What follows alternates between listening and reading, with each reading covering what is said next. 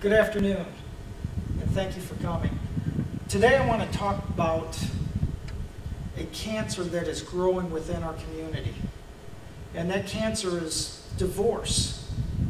Now, divorce has affected families from all ages. It's affected people from all ages, and it's no respecter to race. It's no respecter to religion. And it's no respecter to social status. It happens. So today, as being a pastor, I counsel with, and I speak with, and I give classes on marriage. So I do know a little bit about this subject. But today, we're going to talk about the statistics and effects of divorce. We're going to talk about some of the major causes, and we're going to talk about what we can do as a church to help.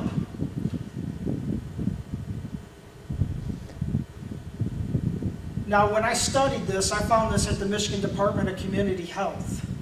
Wayne County, the county that we are in right now, has the #1 divorce rate at 5,026 divorces a year. This was taken in 2010, and this study comes out every 2 years, so we're due to have a new one come out, and I'm sure it's going to raise, because when I backtracked it, it rose in from 2008 totals. Now, when I went to the Heritage Foundation, I found out some interesting effects that take place from divorce.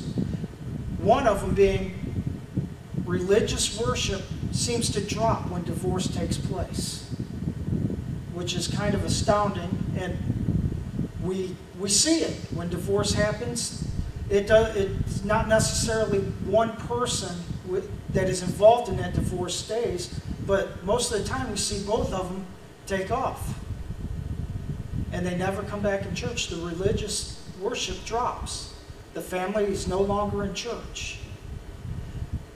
The next thing I found out was the children do poorly in school.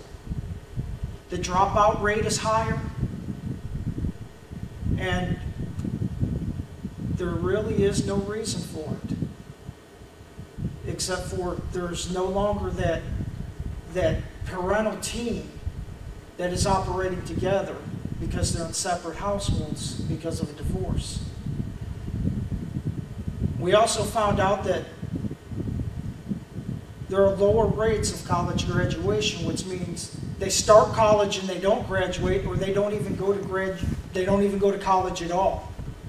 So, as we can see, divorce has an effect on the religious worship and also on the educational side, which with that brings into social development a lack of it for all intents and purposes, because they're doing poorly in school, which means they get in with the wrong crowd, or they just stop functioning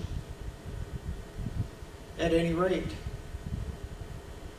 Now, the major causes for divorce, which I got this off a website called divorcestatistics.info, they listed infidelity as a cause. They listed lack of communication as a cause. They listed finances as a cause, which some of us who have witnessed or known people too who've gotten a divorce, that's been one of the reasons. And then the last one I want to talk about is different expectations. Because the honeymoon's over, this isn't what I signed up for, so it's time to go. I'm tired of it.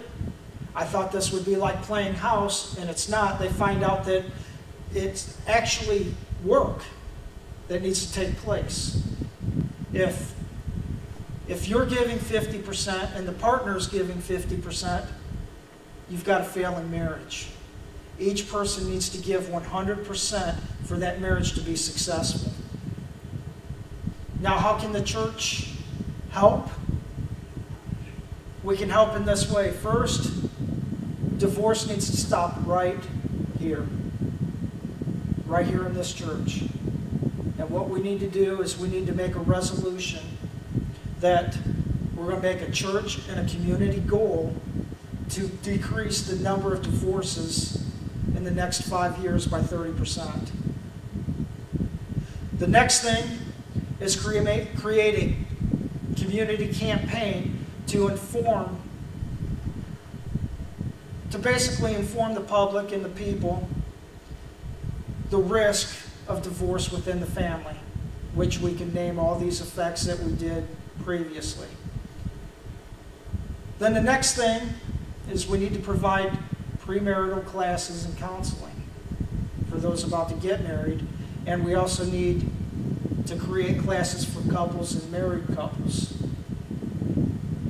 for education while they're going through marriage, because sometimes we don't have all the answers and sometimes we're looking for the answers.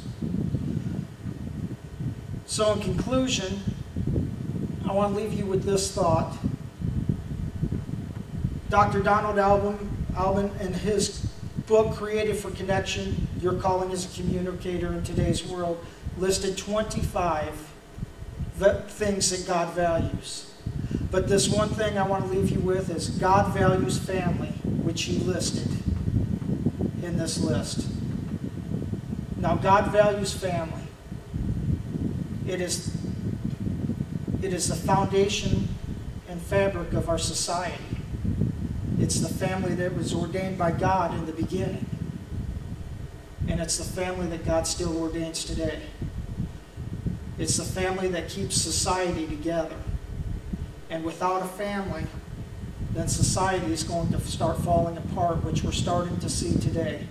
But the church has a moral obligation, a biblical obligation, to help families with this. Now, when divorce occurs, this church is not to shun both parties, but to show love and understanding to both parties.